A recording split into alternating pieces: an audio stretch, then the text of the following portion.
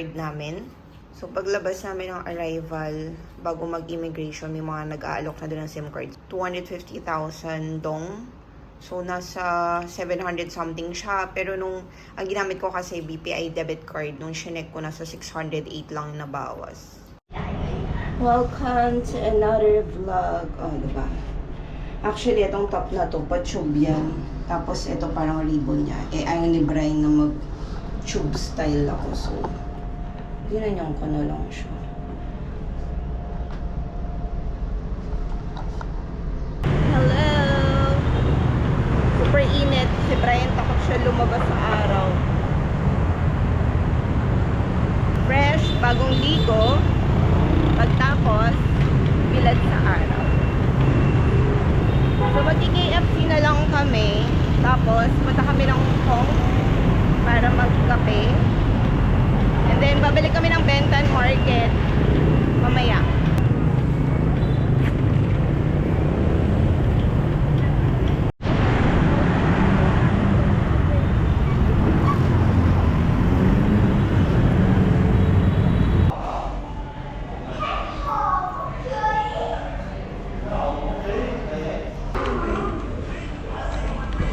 Dito kami sa taas nagstay and then yung hotel namin nandyan lang.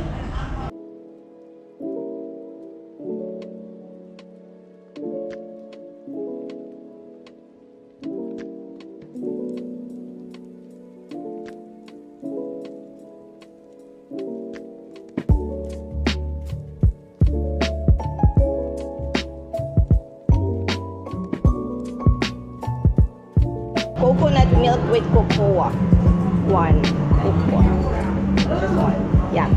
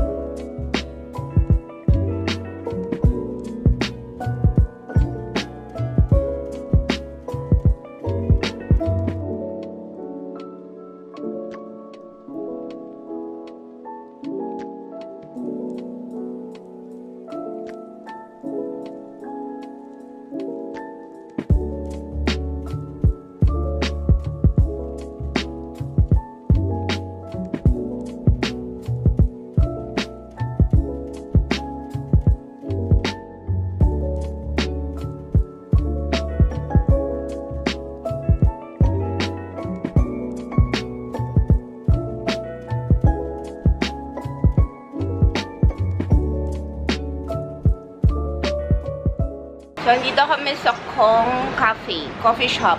Malapit lang to sa hotel. After namin kumain sa KFC, nagpunta na kami dito. Kaya hindi din ako bumili ng drinks sa KFC kasi nga gusto ko itong matikman. And sobrang daming tao dun sa baba. Tapos yung mga chairs nila, ganito lang din. Yung in-order ko, yung bestseller nila, which is coconut milk coffee. And that's 65,000 dong. Yung kay Brian, parang chocolate with cocoa something. Nasa 65 lang din. So, dalawang drinks, malaki siya in fairness ha. 130,000 dong. Parang more on drinks sila dito. Tapos mga tea, ganyan. May isa sila dong room, parang private room siya.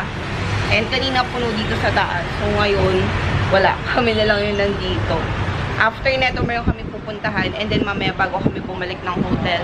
So, kung itry yung legit Vietnamese latte nila dun sa mismo Highlands Coffee. Kasi diba yun yung ino-order ko nung nandyan kami. Masarap sa kamura lang din. So, gusto ko matikman yung galing mismo dito. And tabi-tabi lang din yung mga coffee shop dito. Ang sarap nga sana mag-cafe hopping, pero feeling ko magpapalpitate na ako buong araw.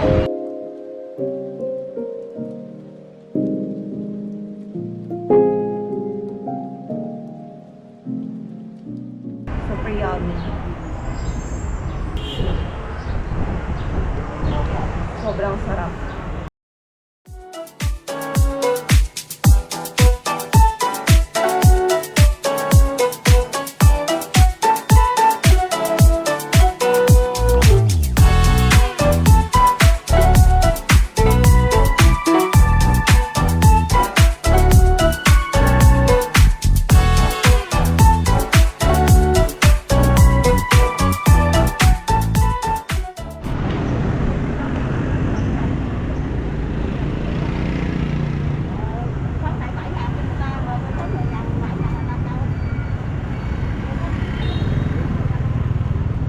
Ayun yung skyline nila. Grabe ang init, sobra. Meron kami pupuntahan na parang museum. Along dito lang din sa Bentan. Ayun yung Bentan eh. Yung market nila.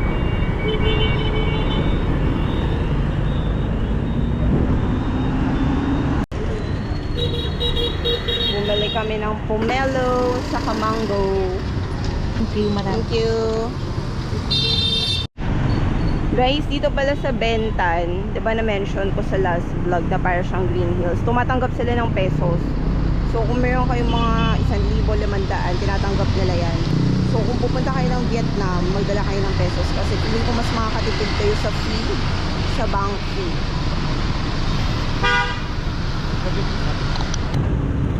Yan, nag-book kami ng Grab, pabalik ng hotel. Mamayang gabi na lang kami lalabas. Xin chào. Wow, social. Ay, grabe init dito today. Bliss. Bliss Boutique. Ay, grabe init. Kaya iba yung kulay. Yung kulay ko dyan, saka dito iba.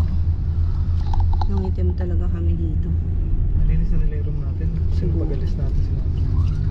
Kung gaano kainit sa Bangkok, ganun din dito. Pero sobrang mura. Pati yung Grab nila. Like ito. Ano mas mura? Yung Grab. Hindi. AirAsia. Bangkok o ito? Parang dito. Mas mura dito. No. No? Yun nga, mas mura dito kaysa sa Bangkok. Saka yung pera natin, if in case mamimili kayo ng mga souvenirs or mga bag kagaya nito, sa Bentan kayo pumunta kasi tumatanggap sila ng peso dun. So nakakatuwa kasi yung mga tao mababait din naman. Tatagalog sila. Oo, nagtatagalog sila. Salamat, ganun. Mahal ko kayo, ganun. Nakakatawa. Nilagad pag Pinoy eh. Oo, sabi ko nga, nag-usap kami ni Brian, sabi ko paano niya kayo na-recognize na Pilipino tayo. Mura lang, sabihin ganun, mura lang. Ate, kuya, ganun. May Starbucks pala dito sa kanto, laki. Lalabas na lang kami mamaya kasi hindi namin ko pang kailangan i-edit. O, diba? Nakabakasyon pero nag-work. Para mabawi-bawi natin yung mga nagastos natin. So, parang more or less 20,000 yung pocket money natin, no? Nag-withdraw na naman kami ngayon. Pero okay lang. Kasi nabiling bag. Tatlo Oo. nabili ako. Apat? Apat? Apat yung bag na binili ko. Ako sapatos. Oh, bumili din si Brian ng shoes, tapos konting pasalubong. Pero pag nagganto na, pag ganito nagta-travel kayo, parang hindi na, ano doon di? Yung sinabi ko kanina, hindi na kayo masyadong mag-hoard or mamimili ng pasalubong, parang ganun. Kaya sabi ko pagbalik namin ng Pinas, pasyal namin sila KD naman. Pero may travel kami. Ang kagandahan din dito sa area na pinagstayan namin, malapit sa lahat. Yun nga lang, pag ganitong mainit, nakakatamad maglakad. So mag-Highlands Coffee kami mamaya kasi gusto kong tumikim nung legit na Vietnamese latte. Simula dumating kami dito, ang tinitikman namin, ang naiinom ko pa lang yung iced coffee, parang regular iced coffee. Tapos puro coconut coffee. Dito na kami. Thank you. Come on.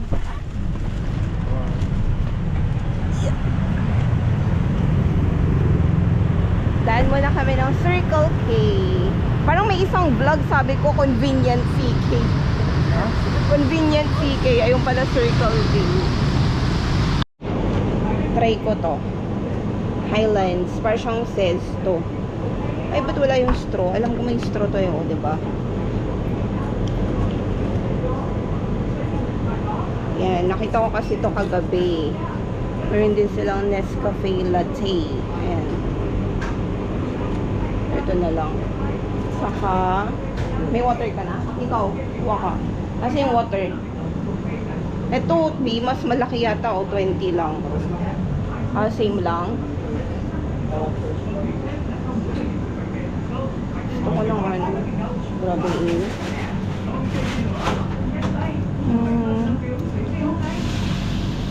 ako ng Pepsi. Masarap ba tong 7-Up, B? Natikman mo? Ha? Hindi mo trip? Ito na lang, may Pepsi sila na lime. Parang hindi ko din bet.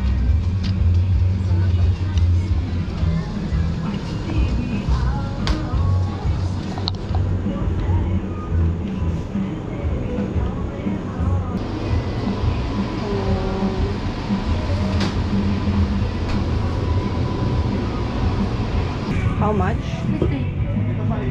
60. Ano yan? O sige. Yeah.